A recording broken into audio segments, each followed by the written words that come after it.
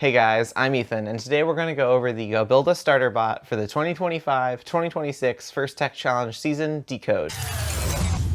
First, let's talk about what the Starter Bot is. The Starter Bot is a season-specific robot that is built entirely out of parts that we include in our FTC Starter Kit. Our starter kit is a collection of parts. It serves as the framework for the starter bot, but it also includes a bunch of extra parts which are useful in the rest of your robot. When you take this example robot and build on it and make it better, you can use those additional parts that you get in the starter kit to build on this framework. Now, like I mentioned, the starter bot is season specific. It's designed to play this First Tech Challenge game, and even though we use the general assortment of parts, we assemble them in a way that creates a pretty specific robot. Now, that robot isn't meant to be all that competitive. We really want this to be a jumping off point for your team to take, put together, and then innovate on and add your own inventions. There are lots of ways this robot is limited in the things that it can do, but it can score points and it can get you up and running. We really love this as a tool, both for new teams and for new members. We see a lot of teams put this robot together as their first shake at the First Tech Challenge. It gets you up and running quickly, and it gets you familiar with the parts and tools you need to assemble a robot, and it gets you familiar with both of the styles of programming you can use in FTC. We supply both a teleop program and an autonomous program this year, so you can understand the framework by which you need to develop your own code or add your own parts to these robots. We also see a lot of teams use this as an opportunity to train new members. Putting together a starter bot is a great way to get up to speed in the First Tech Challenge really quickly.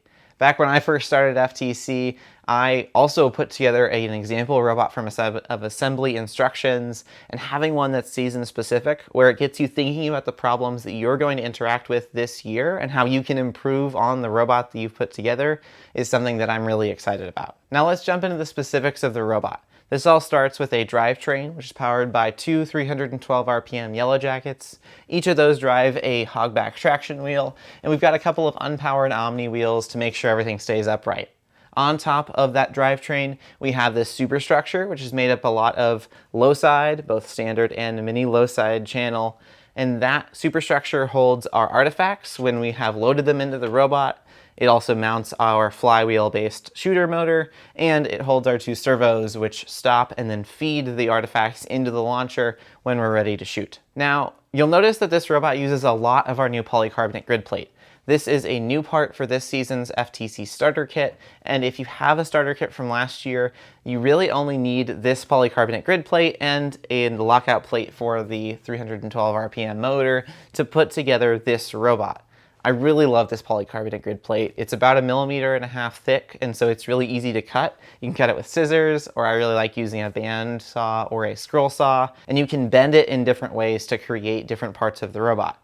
Without this key part of the FTC Starter Kit, I think we would have had a really hard time creating this starter bot this year. Another thing I really love about this robot is just how solid it feels. Especially this superstructure is built up of enough pieces and with enough support that I really think you can mount about anything to this robot without worrying about any of these individual components.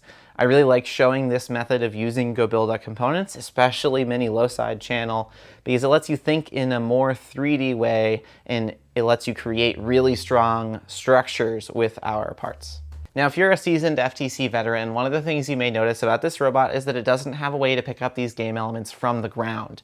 These artifacts can be loaded into the robot from the human player, and you can either get these through your alliance's secret tunnel or by using the robot to push the artifacts toward your human player. We have this handy zone in the front of the robot, which acts as a really good guide. I think this is going to be a really easy way to improve this robot when you go to build upon it. Having some way to hold in these artifacts is going to be really a game changer in how easy it is to drive. Once you get enough of these artifacts to your human player, they can pick them up and just drop them into the robot. We have this hopper that's made of that polycarb grid plate, and it's really easy to get the artifacts right in the robot without worrying too much about it. Especially for those first two, they just drop right in. Another thing that we took a lot of care in is making sure not only that this robot fit in the 18-inch cube, but that it had a fairly short drivetrain, which might make it play better with other robot designs for the end game parking. Now, honestly, I don't know what the best solution to fitting two robots in that zone in endgame is going to shake out to be. I know that we can't solve it in the starter bot, so making that drivetrain shorter, we feel like helps teams at least more easily fit inside that zone without having to maneuver so tightly and make sure every part of your robot is inside. One of the things we're really proud of about this project is the thought that we put into our code. We really want to give teams a good foot forward in how they design their robot code, and especially I want you guys to pay attention to how the autonomous program is laid out. We program this in a way that uses enums and switch statements in Java, or uses variables and if statements in blocks in order to show how to create an autonomous program that doesn't just run front to back, but can continuously loop through the program to make sure that you can always keep variables refreshed and that you can easily expand and contract the amount of code that you have depending on the exact autonomous you want to program. The autonomous that we've written for this launches each of these 3 balls that you can preload one at a time, and then drives off of that starting line. That puts it outside of the launch zone, and if you have an alliance partner that you can coordinate with, they might actually be able to drive right up next to where that robot was and fire alongside it. We're really excited about this project. We love doing the starter bot, and this is our 2nd year at it. We loved all the reception that we had last year. We had a lot of positive feedback, and we had a lot of great ideas that we brought into this starter kit robot. We really encourage you guys to build one, even if you never intend to take it to competition, because getting your robot up and running can be really an incredible jumpstart for your first tech challenge season. If you do make a starter bot, please take pictures of it and post it on social media and tag us. We love seeing not only your starter bots, but especially the starter bots that you take and modify and make better. You guys really have the opportunity to take this foundation and make something that's truly awesome. And I really loved last year seeing all the teams who started with our starter bot and morphed into a robot that was almost unrecognizable. This is really the magic of this program, in my opinion, and I'm excited to see what you guys do with it. If you guys have questions about the starter bot or other parts we sell at GoBuilda, please don't hesitate to reach out to us at sales@gobuilda.com.